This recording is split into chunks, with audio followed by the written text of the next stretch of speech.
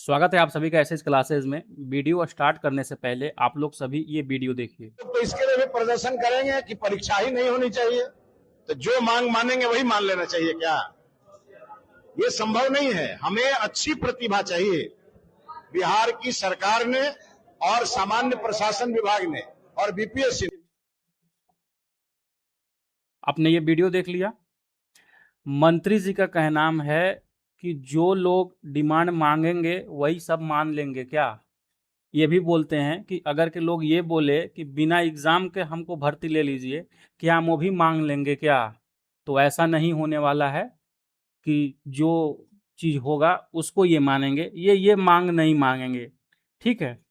तो इसके लिए बस कुछ हाल फिलहाल का हम उदाहरण के तौर पे आप लोगों को इस वीडियो में लेकर आए हैं कि देखते हैं वो कौन सा ताकत है जो कि बीपीएससी टीआरई फॉर्म को रिफॉर्म नहीं करने देती है। और बहुत ही जल्द मंत्री जी खुद आकर बोलेंगे कि नहीं, हम जो भी छात्र हैं उनकी हम बात सुनेंगे और उनकी जो भी मांग होगी वो मानेंगे भी। तो इस वीडियो में हम यही देखेंगे कि किस तरीका से बीपीएससी का रिफॉर्म होगा और क्यों हम यहाँ पे लिखे हुए हैं थंबनेल के ऊपर में, जैसे कि यहाँ पे देख पा रहे होंगे कि झारखंड से सीखना चाहिए। अभी आपको पता होगा कि झारखंड में हाल फिलहाल में झारखंड सरकार ने 22 परीक्षाओं को रद्द किया है और इसमें इतना बड़ा स्कैम किया गया था कि सुनकर भी आप लोगों का यहाँ पे दिमाग सन्न हो जाएगा। तो वीडियो को लास्ट तक जरूर बने रहिएगा, क्या कुछ इसमें होगा हम सब चीज एक एक करके यहाँ पर इस वीडियो में बताएंगे। सबसे पहले ये हेडिंग देखिए, आज का ही हेडिंग है कि पैसा लेकर पसंदीदा इंटरव्यू बोर्ड में भेजा, अनुबंध शिक्षकों से मूल्यांकन कराया।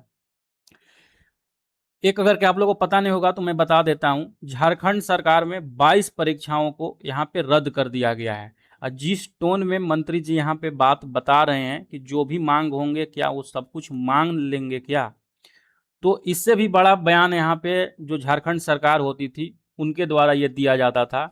लेकिन अगर के छात्र अपने पे आ जाते हैं तो हर चीज उनका मानना ही होगा, ये बात समझ लीजिए। तो इसमें क्या चीज हुआ था थोड़ा सा हम आप लोग के लिए बता देते हैं। झारखंड में जैसे कि बिहार में बीपीएससी होता है, उसी तरीका से झारखंड में जो होता है जेपीएससी होता है और झारखंड एसएससी होता है। उसमें क्या होता है कि 60 से 70 लाख रुपए ले लेकर बच्चों को यहाँ पे नौकरी दिया जाता है। और इसमें जो अगर के देखिएगा ना, जो दलाल होता है, दलाल से लेकर यहाँ पे जेपीएससी के अध्यक्ष तक का भी मिली भगत यहाँ पे सामने आया था।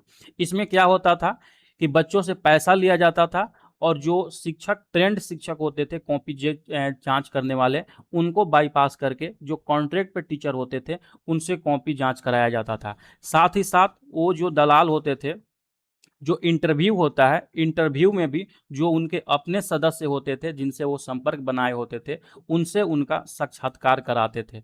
तो आखिर में ये सब का पर्दाफाश कैसे हुआ और क्या कुछ हुआ, थोड़ा सा हम आप लोग को इसमें हिंट देना चाहते हैं। सबसे पहले जो यहाँ पे रिजल्ट आता है उसमें ओएमआर और रिजल्ट की गड़बड़ी का आरोप यहाँ पे जो अभ्यर्थी होते हैं वो लगाते हैं और बहुत मांग के बाद ये मान लिया जाता है और ये जांच को सीआईडी के हैंडओवर कर दिया जाता है कि आप इसको जांच कीजिए तो क्या इसमें सच में गड़बड़ी हुआ है, रिजल्ट में गड़बड़ी हुआ है।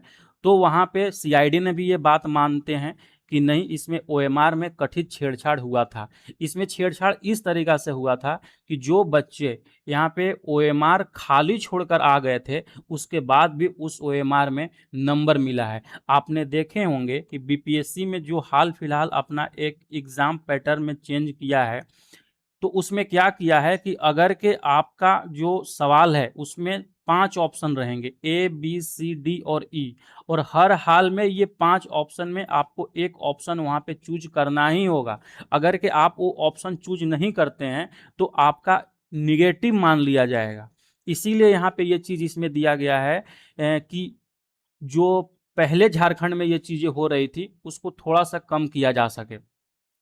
अब क्या होता है कि जब यहाँ पे सीआईडी का जांच थोड़ा सा और आगे बढ़ता है तो इसमें जो परीक्षा एजेंसी होती है इसकी भी मिली भगत यहाँ पे पाई जाती है। और फिर जब यहाँ पे और भी आगे जांच चलता है तो सीआईडी जांच में झारखंड एसएससी सीजीएल का पेपर लीक का भी मामला आता है, और इसमें जो सबसे मेन अभियुक्त थे अभय तिवारी।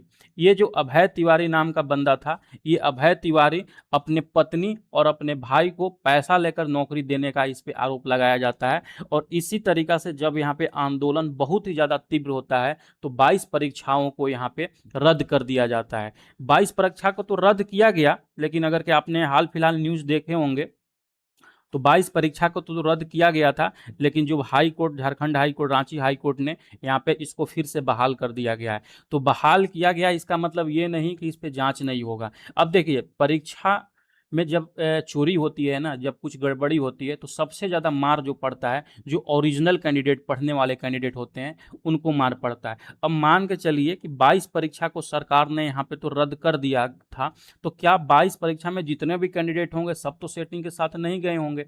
बहुत सारा आप वीडियो जब देखे होंगे, जब 22 परीक्षा का रद्द करने का जब घोषणा हुआ था, तो वहाँ पे बहुत सारे अभ्यर्थी ये बोल रहे थे कि हम रेलवे की नौकरी छोड़ के आए हैं, हम एसएससी एमटीएस का नौकरी छोड़ के आए हैं, अब इसको ज्वाइन किए थे और 2 साल से हम नौकरी कर रहे हैं। तो बात उनका भी सही है, अगर के उन्होंने सच में तैयारी करके वहाँ पे अपने मेहनत से वो नौकरी ली हैं, तो उनका नौकरी नहीं छीनना चाहिए, बल्कि जबरन जो जिस तरीका से गड़बड़ी करके इस सिस्टम में गया है, उसको मार कर वहाँ पे उस पर केस करके उसको कानूनी कार्रवाई करके बाहर किया जाना चाहिए। अब बात रहती है कि क्या एसएससी का रिफॉर्म्स होगा, या सॉरी एसएससी बोल रहे हैं, बीपीएससी टीआरई 4 का रिफॉर्म्स होगा या नहीं होगा। तो आप ये 100% बात मान के रखिए। कितना परसेंट? 100%। बहुत ही जल्द 1 से 2 दिनों के अंतर्गत में आप लोग का ये जरूर खबर मिलेगा कि यहाँ पे शिक्षा मंत्री जी हैं जो बच्चों से यहाँ पे बात करने वाले हैं, और इसमें ये रिफॉर्म होगा। अब देखिए, रिफॉर्म्स होना बिल्कुल चाहिए। जो भी छात्र यहाँ पे आंदोलन में शामिल है, जो अपना डिमांड कर रहे हैं, वो कुछ भी गड़बड़ मांग नहीं कर रहे हैं। आप खुद समझिए कि जो 150 नंबर का आप परीक्षा लीजिए, उसमें जो मैथ का टीचर बनने वाला है, या जो मान के चलिए जो साइंस का टीचर बनने वाला है, या जो कुछ भी अपना एक स्पेसिफिक सब्जेक्ट का जो शिक्षक बनने वाला है, या जो सोशोलॉजी का ही बने, या मान के चलिए कोई अरबी या फारसी का जिस भी सब्जेक्ट का वो बनना हो, तो उसको भाई इतना जीके जीएस 150 नंबर का जीके जीएस से क्या मतलब बनता है? उसके लिए तो जब जैसे टीआरई 1, 2 और 3 में आपने परीक्षा लिया था, उसमें 40 नंबर उसका ओवरऑल नॉलेज चेक करने के लिए, तो 40 नंबर आपने एग्जाम ले रहे थे। और उतना भी नहीं है तो जो यहाँ पे स्टेट एग्जाम कराती है, सीटेट एग्जाम कराती है, अभ्यर्थी उसमें भी अपना नॉलेज देकर आते हैं। फिर इतना बड़ा प्री और मेंस का झमेला ये क्यों किया जा रहा है? कुछ समझ के ये परे है, केवल और केवल समय टालने के लिए ये किया जा रहा है मेरे से अगर के पूछिएगा तो बहुत ही जल्द अपने स्तर से अभ्यर्थी यहाँ पे डटे रहिए। आप लोग का प्री और मेंस जो भी एकल एग्जाम जैसे होता था टीआरई 1, 2, 3 में, वैसे ही होने की बहुत ज़्यादा चांसेस है। ठीक है, बाकी जो भी अपडेट होता है हम आपको बताते रहेंगे। हमारा जो टेलीग्राम चैनल है, आप टेलीग्राम चैनल से भी वहाँ पे जुड़ जाइए। टेलीग्राम चैनल पे हम क्या करते हैं कि जो भी इंपॉर्टेंट अपडेट्स होते हैं हम वहाँ पे भेजते रहते हैं। चलिए मिलते हैं नेक्स्ट वीडियो के साथ में। Bye bye.